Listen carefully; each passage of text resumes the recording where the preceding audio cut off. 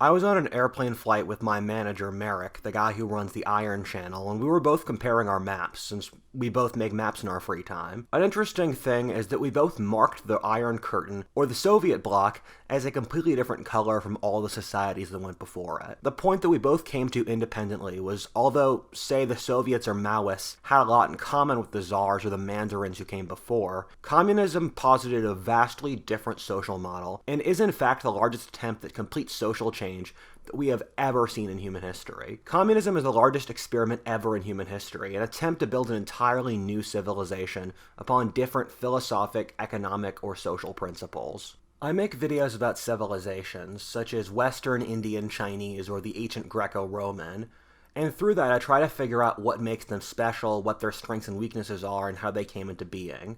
I started writing this video as an attempt to understand communist civilization, which briefly ruled 1/3 of the human race in the middle of the 20th century. I didn't succeed at that, and what this video inevitably turned into was an explanation for why communism failed as a civilization and was never able to entrench itself fully, and really explaining the theology and the sociology of how communism operates as a religion, and from that, what its failures were that prevented it from becoming a long-form civilization. Even though communism is burnt out in its original form, however, you can still see its children being some of the very most important players in the modern world. A problem I often see with philosophy is that it can become navel-gazing or intellectual masturbation that's intellectually disconnected from the actual physical evidence.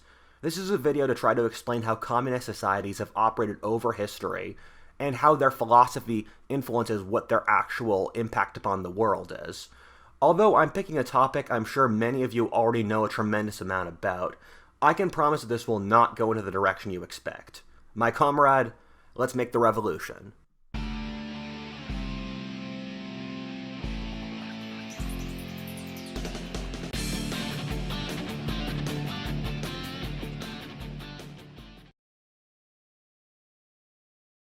Marx lived and wrote in the middle of the 19th century and was a secularized Jew originally from Germany who immigrated to London for intellectual freedom. The environment he grew up in influenced his worldview in a very profound way that we're going to look into now. Life at that time was incredibly brutal. The whole world was experiencing acute overpopulation, and so that meant human life was very cheap. Working 12-hour days, 6 days a week, was often the norm. There are stories of wealthy social reformers trying to push for an 8-hour workday in this time period, followed by riots by the workers, since they would starve if they worked those 4 less hours. Victor Hugo's Les Miserables is my favorite book ever, excepting maybe Lord of the Rings, and it's able to show the horrifying and degrading poverty of that time in an incredibly compelling and human way. At the same time, Western Europe was experiencing the early steps of the Industrial Revolution. This meant that peasants who had lived in intact village communities for thousands upon thousands of years were packed into cities, many of whom had multiple families in the same shitty room.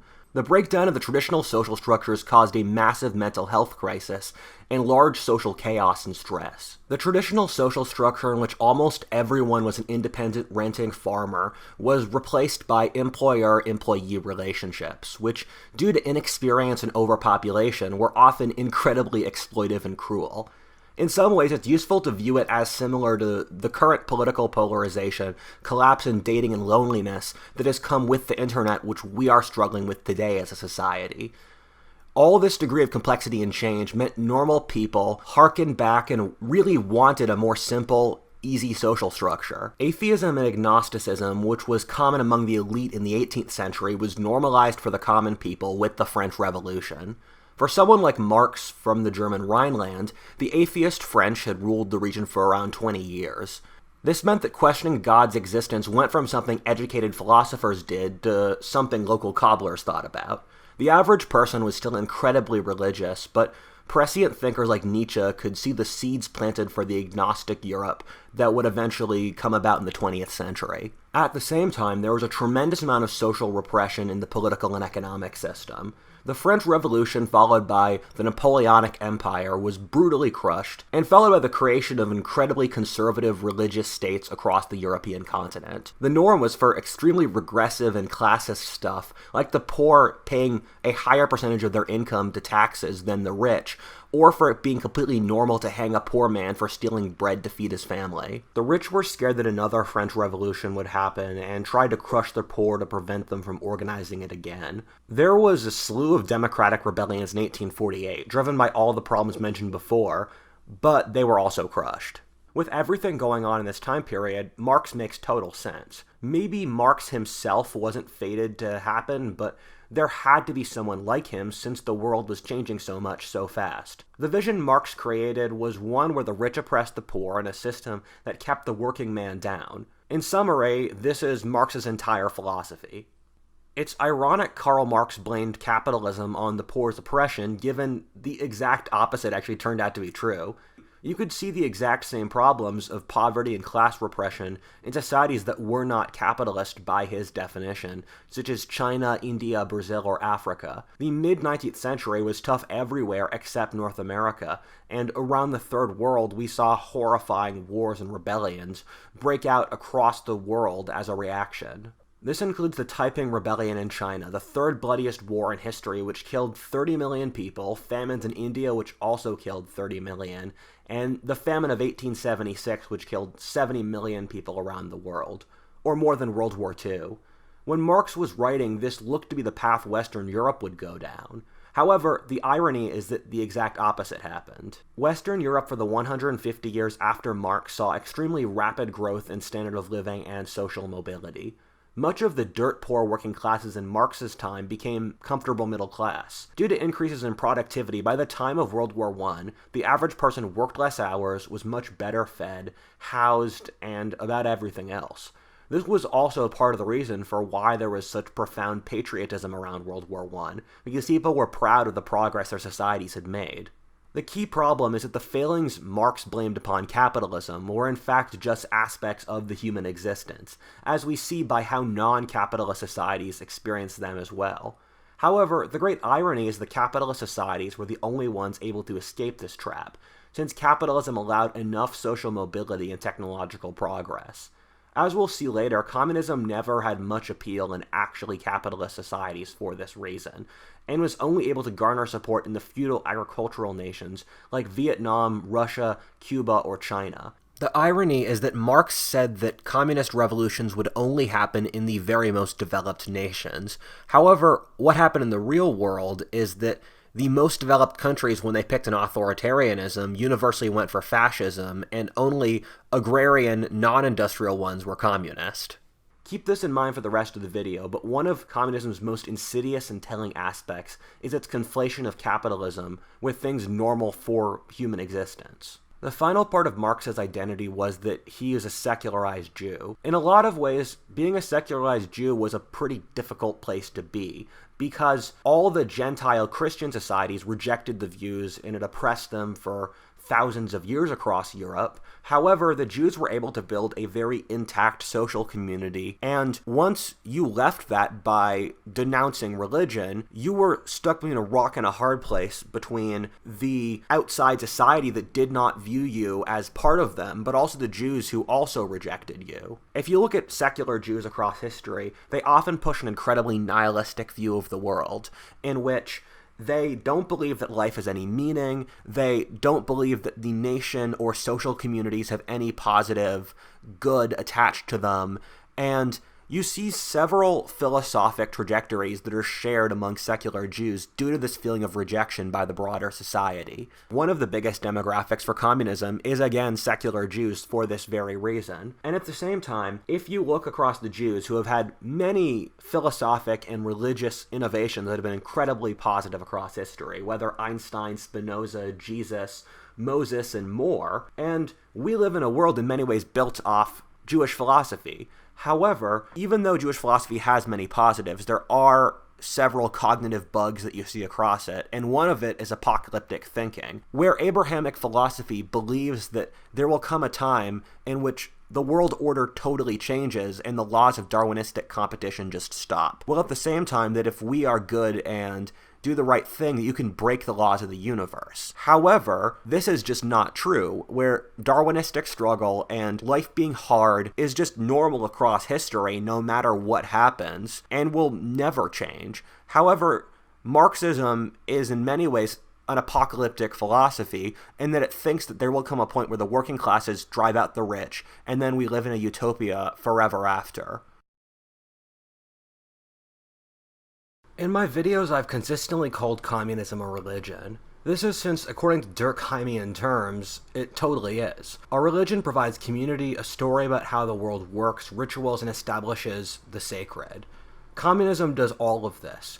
Religions don't need God, which you see with Buddhism or Confucianism, and communism occupies the same brain space as a religion, which you can tell by it being, by all accounts, impossible to convince a communist that it's failed or wrong. Trying to convince a communist that communism is wrong is like trying to convince a Catholic that the Virgin Mary never existed. The main reason communists really get pissed off at calling them a religion is they view all religions as false, as according to Marx, well, they are true, thus making the comparison insulting for them. But that's also what religions say, just saying that they are the truth and all other religions are false. However, if communism is a religion, where does it fit in? What's its theology and the effects of its theology?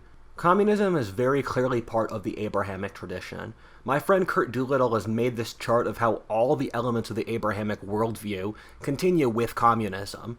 Bertrand Russel has also made this remarkable chart, showing communism as part of the Judeo-Christian philosophy. Examples of this include belief in very clear good and evil, a rapture followed by the saved going into a utopia or heaven, while the damned are, well, damned. The construction of a church to carry out these goals, and also an insistence upon the meek to form around shared documents to fight against evil, being led by a prophet. Also the belief in universality, or something peculiar to the Abrahamics and Axial Age religions, that their message is universal to all peoples, and all cultures will be united by this shared new religion. Communism is a twisted mirror of Christianity, and most of its so-called objective rational beliefs come from what they would call irrational Christian beliefs, such as the equality of all people, the importance of the meek or progress. If you look at non-Western cultures, none of these beliefs are taken for granted. Nietzsche or the Nazis are what a real attempt to move beyond a Christian value system looks like, while Marxism is just a mirror of Christianity.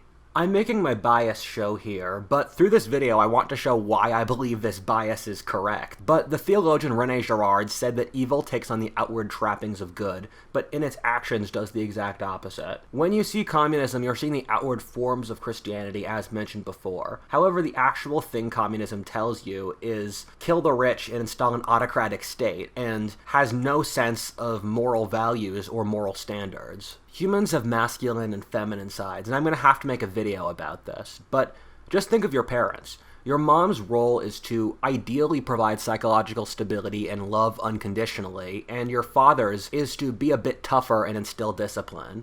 Your mom creates psychological stability, and your father helps you become more of a competent actor in the real world. Across world history, each society shows a pairing of masculine and feminine ideologies to give that culture balance. When a society is purely masculine or feminine, it hits serious problems. In China, this balance is Confucianism and Taoism, and in the West, it's been the rational, aggressive, warrior Indo-European heritage and the Judeo-Christian. Traditionally, the aristocracies were trained in Greek logic and heroic tales, taking more from the first tradition, and the peasants used Christianity as a motivating factor to keep going in a hard world, and one with severe hierarchies that were often oppressive. However, as the former peasants rose to political power over the industrial period, as well as women got a larger role in society, Christianity was turned into a political ideology, while removing the theology, which is communism. In the same way there's toxic masculinity, there is toxic femininity, and communism in many ways is a toxically feminine worldview, in the same way Nazism is toxically masculine. Imagine what a toxically feminine worldview would look like, by just seeing how women act in the world. The negatives of femininity, even though there are many positives, are envy, using shaming for social games and power, relational warfare, materialism, the attempt to escape responsibility, using empathy when logic is what's really necessary, magical thinking, and a desire for equality or crabs in the bucket thinking at the expense of merit. This is communism personified, and there is a reason that in social science studies, people with more feminine-oriented personalities, which includes a good chunk of men, correlate very heavily with leftism. For example, the assumption of human equality is just not true. Some people are born much smarter, harder working, and kind than others. We know genetics influence about half of everything from intelligence to personality to hard work. A society that operates off the assumption that everyone has the same abilities is just going to fail. However, this belief in equality comes from Christianity and is more appealing to people with feminine mindsets since it involves the externalizing of family relations to politics. Liberalism offers under what I believe to be a pretty good assumption that you should treat people legally equally and allow as much merit through dispersed education as possible, but communism takes it to equal outcome. Families operate through everyone sharing and women's traditional role being gatherers, where everything is shared among the group. Families act in fundamentally communist ways, where everyone shares everything and everyone tries their hardest, hopefully. People with more agreeable feminine mindsets, which includes a significant portion of men, as said before, view this as intuitively the best way to manage society, since they're oriented towards families, and conflict, which is the bedrock of real politics, scares them. A funny thing is that when the ancient Greek writer Aristophanes during the 4th century BC wrote a comedy about a society run by women, he said it would be communist, and would also use social shaming to control society. As another example, take John Lennon's song Imagine, which posits a world without heaven, hell, nothing to live for or die for, where there is no division or suffering. This is a very feminine ideal for life, since women are not competitive, and when I first heard the song, I didn't know why other people found it attractive. A world where everyone gets the same is one where the stupidest, worst, and laziest person from your high school gets the exact same as you, no matter how hard you work or try to improve yourself. It's one where there are literally no adventures, and a life without meaning or purpose. For men, it's generally a rule that if there's nothing worth dying for, there's also nothing worth living for. That's not life. That's a still painting, where the characters are spiritually already dead. However, many people found Imagine to sound like a paradise on an intuitive basis. Something I'm not going to cover in as much depth here because I've already spent a lot of time in these two videos explaining it, is that societies are often driven by guiding emotions, with guilt being the one in the West, shame in most Asian societies and other cultures around the world, or fear in tribal groups. And communism's driving emotion is envy, and that the thing that motivates people to have the revolution is the destruction of the rich. And then the second the communists do kill the rich, they start to cannibalize their own social structure, meaning they have no other system of values. You can tell that communism's driven off envy due to its continued popularity with intellectuals, even though it's failed countless times and killed millions, and if they actually cared about helping the poor, they would look at ideologies that have been successful at it. And when you see communism, they kill the rich and even middle-class people, and what they end up doing is they make the poor starve, and so they care more about hurting the haves than helping the poor, which is the definition of envy.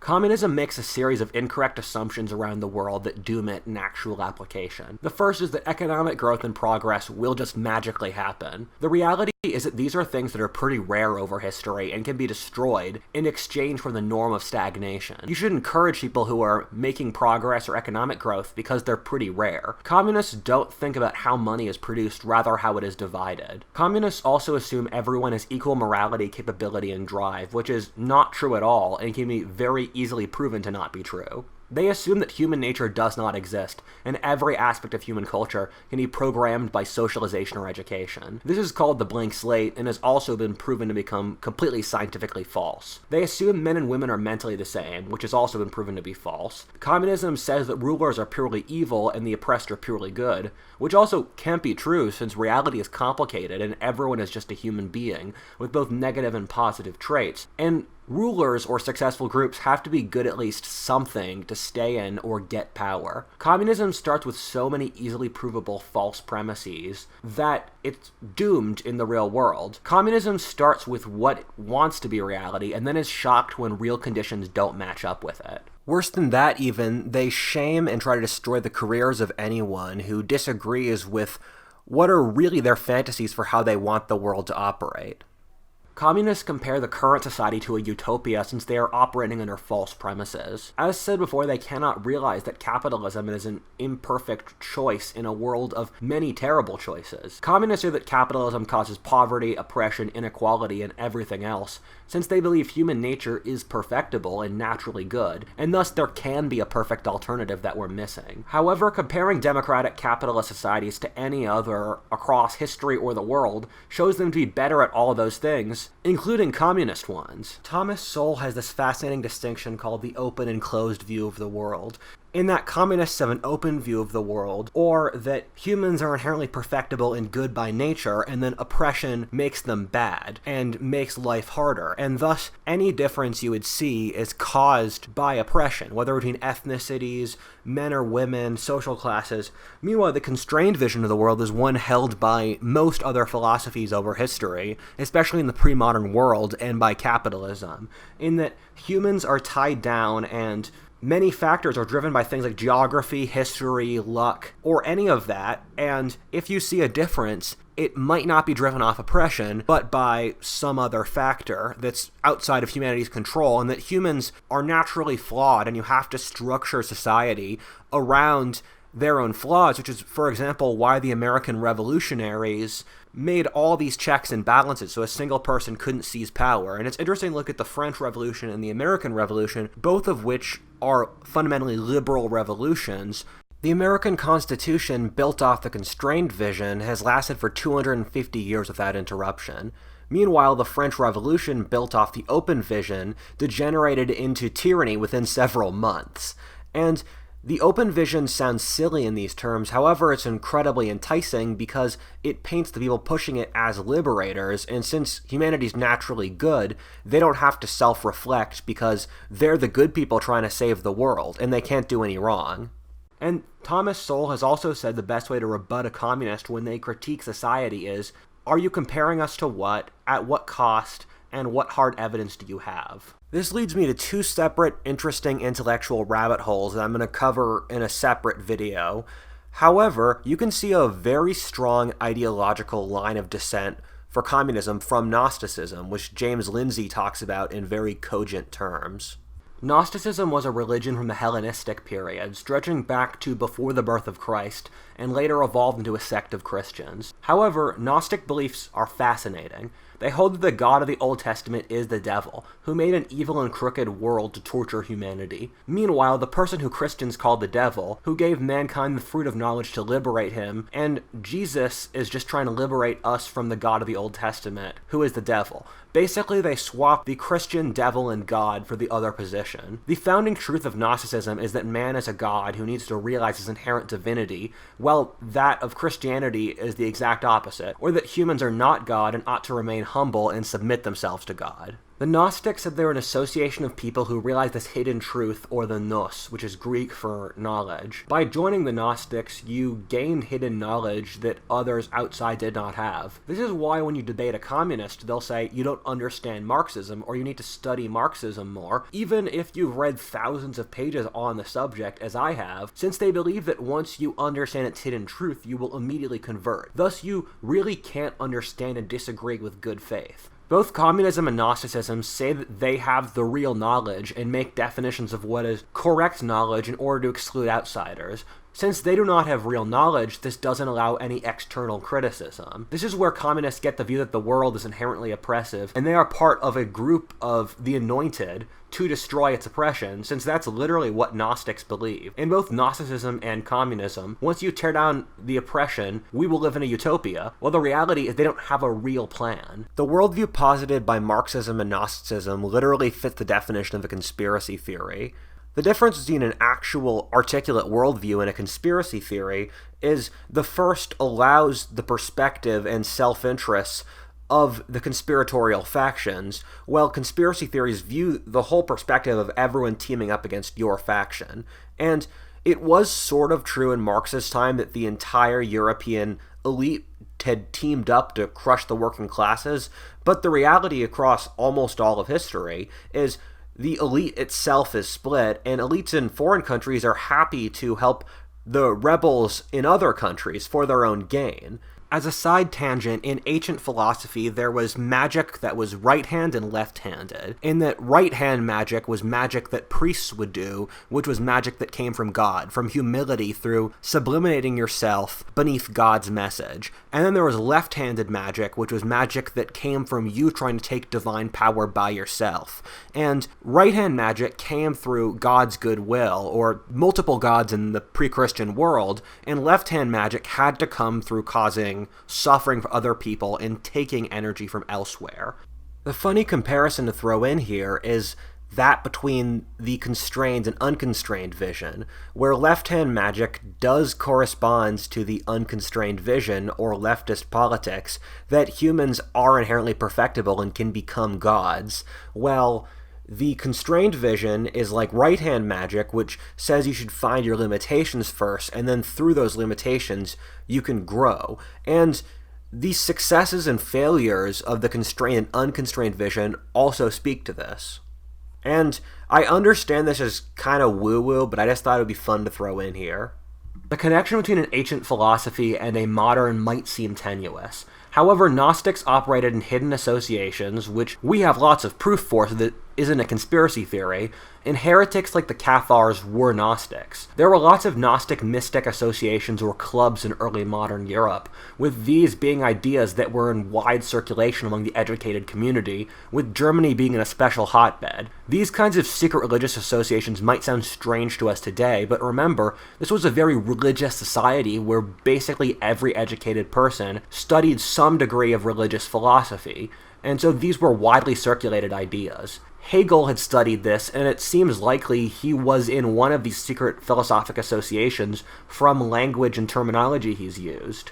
And he uses Gnostic language all over his philosophy. Meanwhile, Hegel was the biggest influence on Marx. To get back to the second point, I just read an absolutely incredible book named The Master and His Emissary that talks about the two hemispheres of the brain, the right and the left. The right hemisphere is capable of understanding individual circumstances, seeing living things, the truth, and context, and when tested, consistently gets the correct answer more than the left. The left looks through systems and aims at control, and we use it for mechanical processes.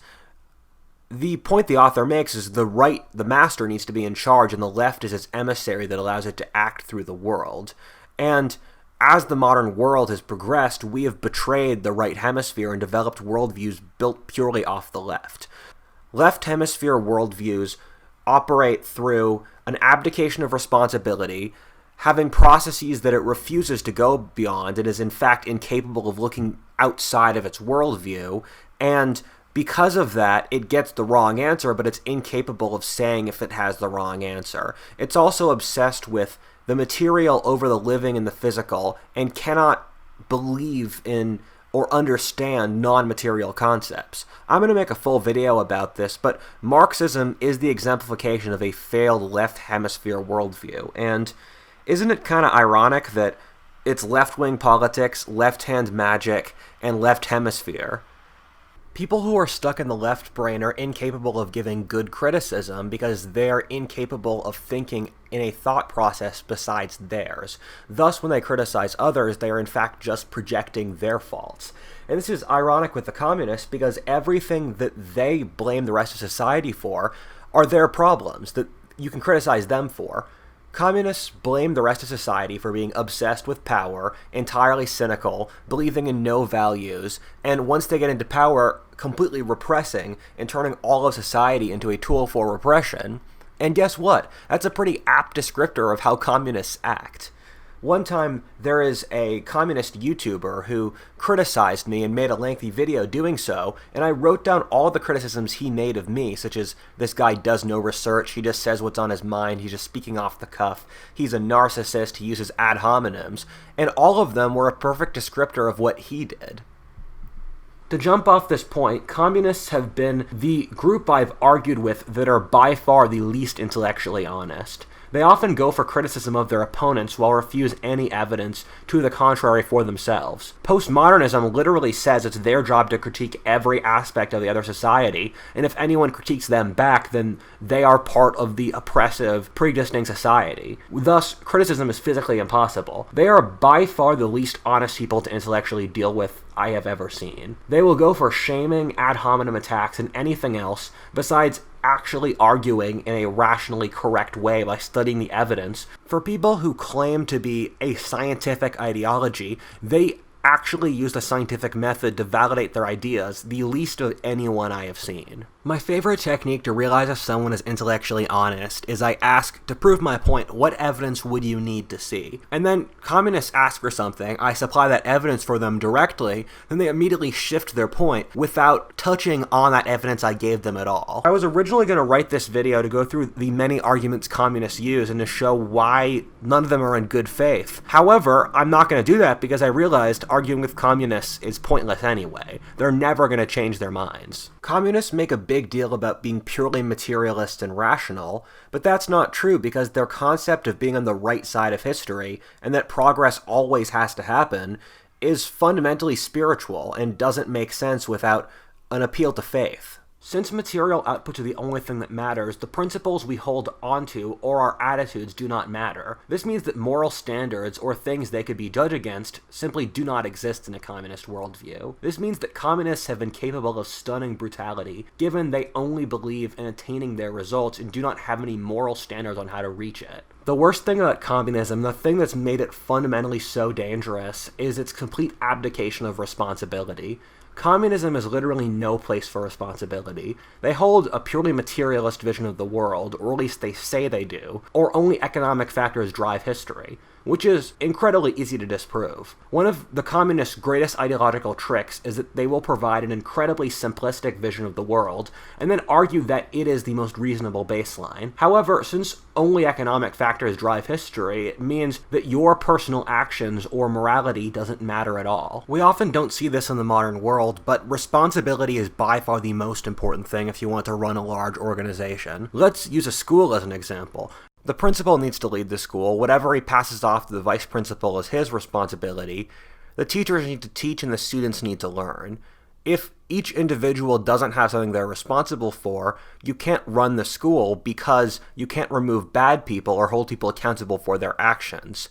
But that's not how communists view the world. They think, oh, we'll just figure it out as we go along, but that doesn't work. We judge communists based off what they say their intentions are, rather than the actual structure of their worldview. And we can't say communists are just good-thinking people who are misguided, when their entire worldview has turned irresponsibility and delusion into positives.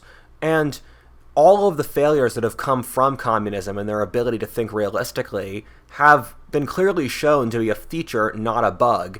Communists seduce societies and get them into power and get people to think that they are inherently moral and virtuous through using pretty-sounding language.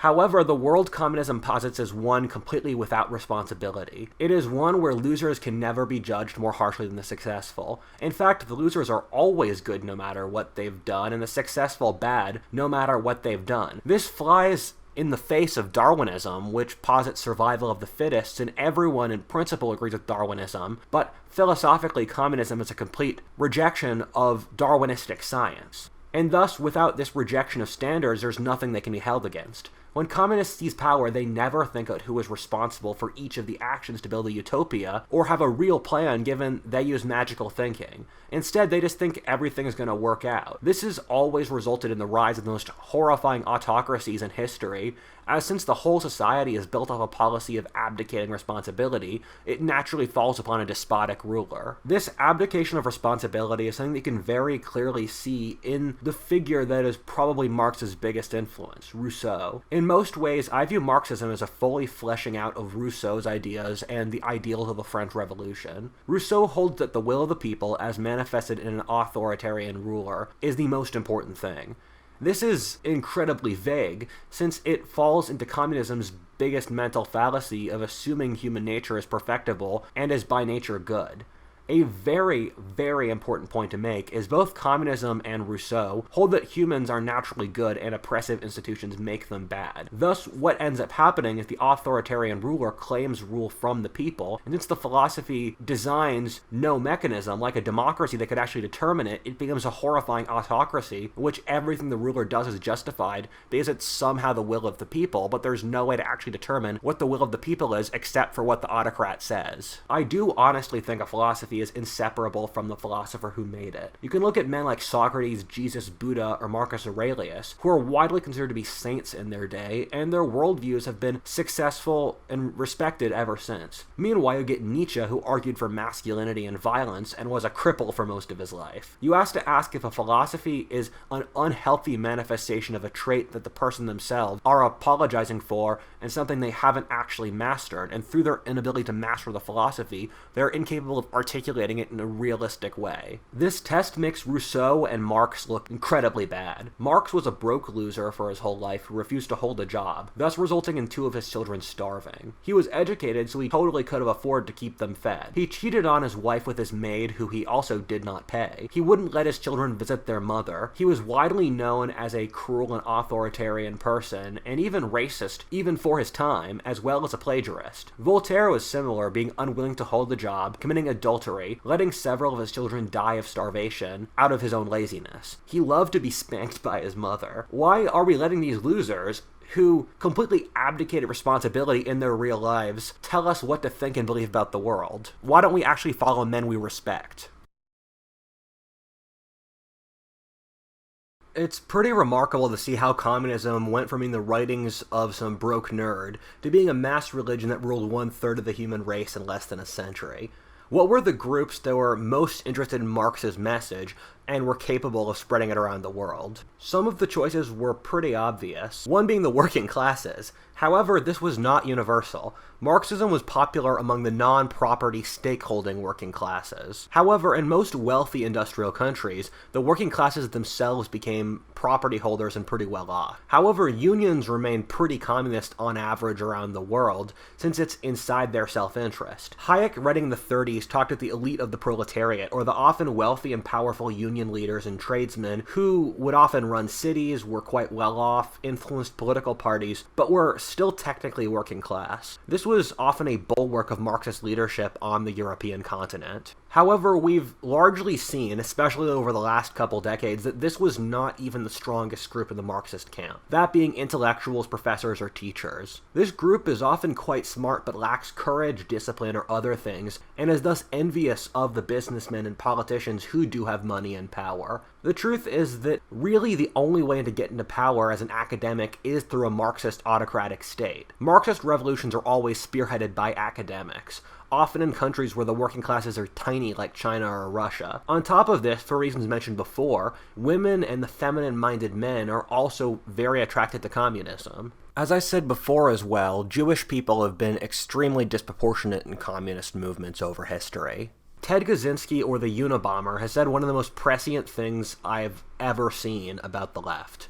He said that they were a reaction to over-socialization in the modern world. People are much less free today than we imagine. Almost everyone in the pre-modern world had their own little farm and had authority over their families even if they were desperately poor. They lived in villages and only dealt with people they knew for their whole lives. The nanny state wouldn't get into your face out starting bar fights, and you didn't have a boss to say you couldn't grab some drinks with your friend at lunch. However, modernity makes people feel much less powerful and like they are ants living in apartment buildings, not knowing their neighbors, working for a boss who doesn't care about them at all in a uniform large corporation, dealing with impersonal bureaucracies all the time, even in dating with dating apps.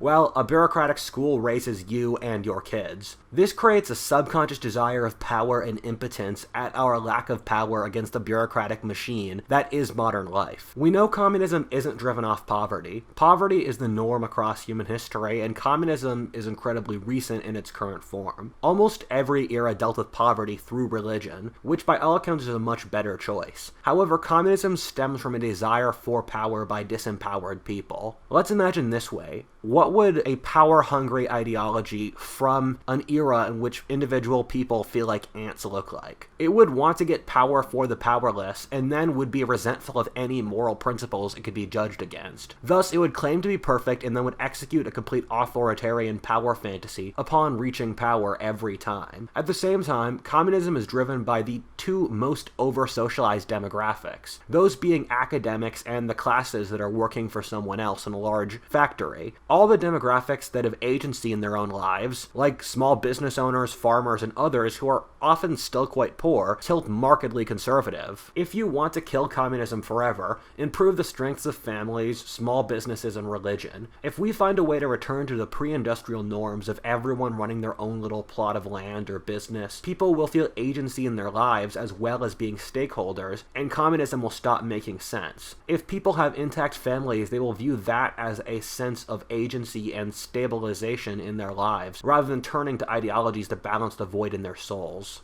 My favorite history writer, Amaury de Riencourt, said communism is revenge by Mother Nature against the modern world killing religion and respect for the natural order. Humans by all accounts need religion, and communism's immediate arrival after religion grew weaker shows this to be true.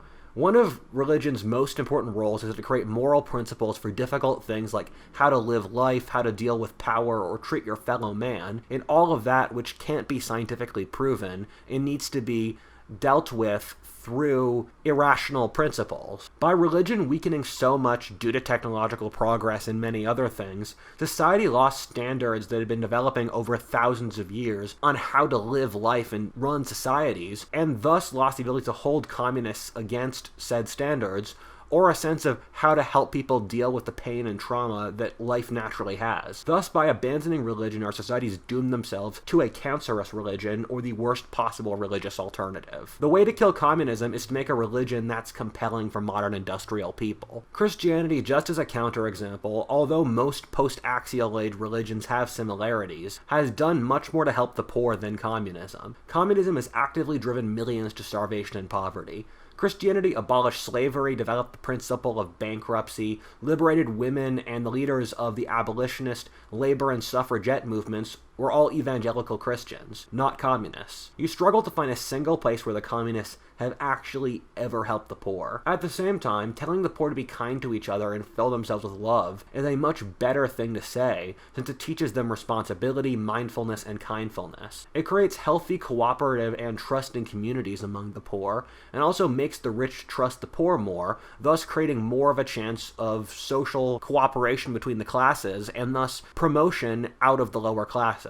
Healthy religions promote mindfulness, or the idea that everything will be alright and you should stay centered and calm. Mindfulness is always good. Even in the worst situations, the ability to stay calm and self-assured is the most important thing. However, communism pushes the exact opposite of mindfulness, saying hatred, emotionality, and hysteria are good, since they push revolutionary fervor. In studies, leftists have the worst mental health of any group, and the religious the best. The interesting thing is that Marxist states did not develop in the highly advanced capitalist countries that Marx predicted they would, yet rather in feudal pre-industrial societies such as China, Russia, or Cuba. You can watch my video on family structure, but all the societies that willingly became communist have the same family structure, or the outmarrying clan. The social model among these societies is that everyone in the family stays in the same family, with the father arranging marriages for his sons, as well as providing work, while also maintaining authoritarian power among his sons, all of which inherit equally upon his death.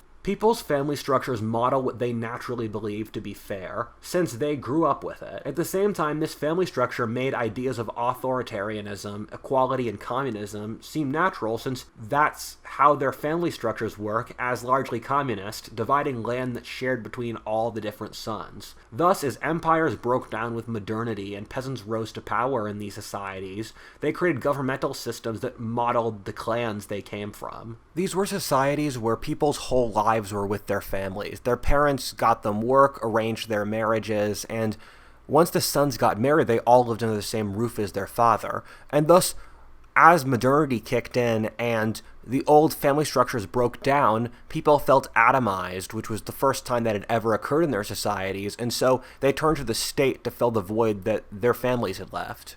An interesting side note is that there is this political triangle in which the three edges are communism, individualism, and hierarchy. This is based upon those being the three separate economic relations that are possible in human societies, with different societies picking different ones to differing degrees. Here's a text wall for more data. Communists were able to seize power in Russia and China due to massive in-group fanaticism. In both cases, the communists were less than 5% of the population at the start of their civil wars, but were able to gain power over the whole country. And actually, the most radical communist factions were the ones that won out, since they had such intense loyalty inside their groups. They also had no moral qualms and were willing to do absolutely brutal things in order to establish their authority. We literally have records of Mao Zedong saying Chiang Kai-shek, his rival in the Communist Civil War, was too much of a nice guy, and that Mao would deliberately cause mass atrocities to break Chiang's will to fight. At the same time, you can see the same Machiavellianism being used with Lenin cutting a deal with the Germans, while his native Russia was still at war with them. The mass stealing of resources from farmers, done in all the major communist civil wars, or Mao not doing a lot to fight the Japanese, instead letting his nationalist opponents do the patriotic war against the outsiders to wear themselves out, thus making the nationalists weak so the communists could swoop in and destroy them. We all know what happened at this point. After seizing power in Russia and China, communism spread across most of Asia and had experiments basically everywhere else in the world. What followed is the bloodiest event ever in history by a significant margin, killing somewhere around 80 million and stunting population growth in that whole region of the world, probably preventing population growth numbering in the hundreds of million. There was mass famine, totalitarianism, and throttling of their societies. This occurred in every communist nation, no matter where in the world, whether in Angola, Cuba, Russia, China, and it nearly happened in Indonesia or Chile. If communism was a scientific experiment, it's been tested in every single climate, civilization, or income range. It's also had all kinds of alternatives such as Trotskyite, Stalinist, Maoist, Arab, or Third World. Communists always act as if they were the underdog, and one of their biggest arguments is that they failed due to lack of support from the liberal capitalist world. However, the great irony is that for most of the Cold War, the communists controlled a much larger geographic area, a third of the human race, and far more people than the capitalist world, as well as a significant amount of resources. And the thing is, if you control a third of the human race, and that's not enough for your ideology to succeed, then your ideology is just terrible, because those are incredibly optimal conditions. The great irony is that the intellectuals who spearheaded the revolution lost out every single time. What always happens was that some thug, almost always from a criminal background before the revolution, was able to seize total power, and then went about purging every faction of communists who did not completely agree with him, eventually even purging those who did agree with him to instill fear among his followers. Societies are living, breathing organisms and have various institutions to perform roles and make them richer, and the communists went out trying to kill every single institution that wasn't directly leading back to their leader. In Russia, this was done to the largest degree, killing off the indigenous family, religion, officer class, intellectuals, lots of ethnic minorities, including, ironically, the Jews who spearheaded the revolution in a large degree, as well as academic, intellectual, and artistic institutions, burning every institution in the society except for the secret police who carried it out in the first place. Communism thus ended up being a cancer that ate its civilizations without really giving them anything. And you can see this in the lost potential in lots of countries, Russia being the most notable, where before the communists seized power, Russia was industrializing extremely rapidly, its population was growing massively, and it was a massive military, artistic, and intellectual powerhouse.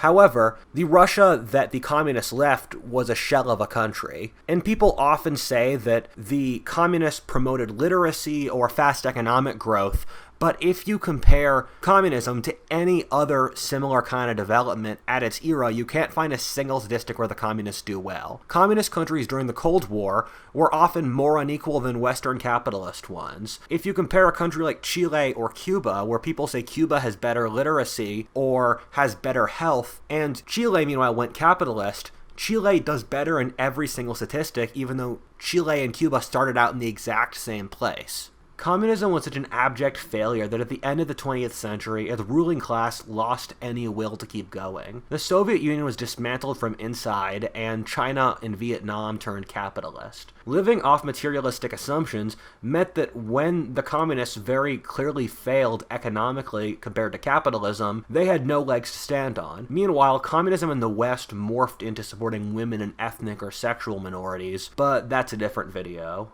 I'm going to cover more of the story of communist actual application in countries in my future video on the humanist wars of religion, since that's not what this video is about. However, communism's complete failure is easy to see from comparison to North or South Korea, East or West Germany, Cuba or Chile, Russia or America, and so many others that were comparable at a certain point. Not that any of this matters to communists, who will keep making the argument that real communism has never been tried, and the experiment's terms didn't come out exactly right.